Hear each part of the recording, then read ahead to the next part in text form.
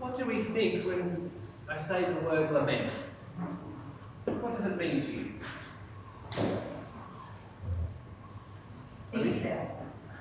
Think about. Go over. To think about, to go over, Cry out. Prayer. cry out, a prayer. I think that pretty much hits it. We're going to enter into a time of lament now. An opportunity to wind it back just a little and to connect with some of the past, to reflect, to cry out. We're going to start with a scripture reading, and it's actually thought to be the favourite scripture passage of one of the founders of the Salvation Army, General William Booth, who really founded so much and believed so much of what we were trying to do came out from this scripture. From Isaiah chapter 58.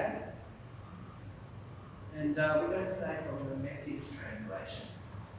I'm going to get sick of my voice after this. I'll read it through, but hear it in your own voice if that helps. Shout a full-throated shout. Hold nothing back. A trumpet blast shout. Tell my people what's wrong with their lives. Face my family Jacob with their sins. They're busy, busy, busy at worship and love studying all about me. To all appearances, they're a nation of right living people, law-abiding, God-honoring. They're asking what's the right thing to do and love having me on their side. But they also complain. Why do we fast and you don't look our way? Why do we humble ourselves and you don't even notice?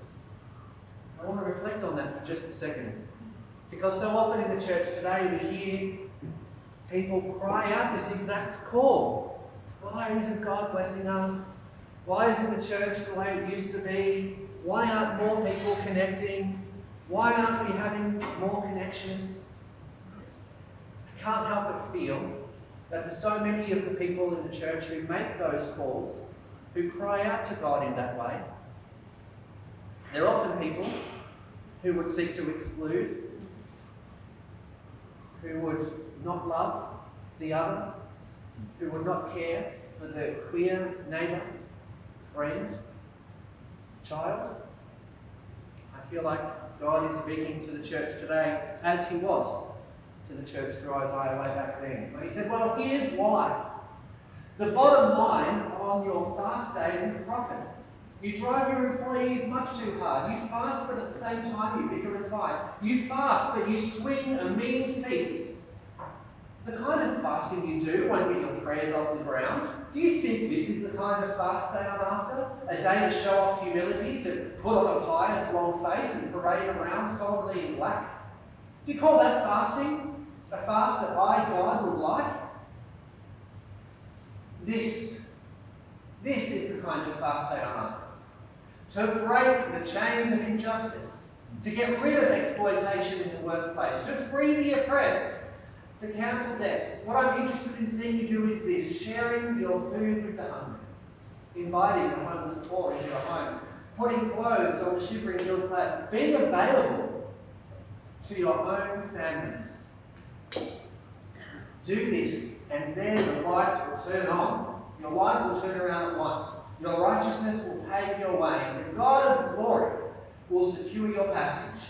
Then, when you pray, God will answer. You'll call out for help, and I'll say, here I am. It's when we first love. It's when we do justice. It's when we include that God shines his light through us. And for so long, it hasn't been the case that the church has done that. And so we enter into a time of lament, and I'm going to invite my friend and college session mate, Penny Cooper, to kick us off with sharing, and after that, we'll leave it open to you to come and share a lament that might be on your heart. You can just stand where you are after Penny, or you can come up the front.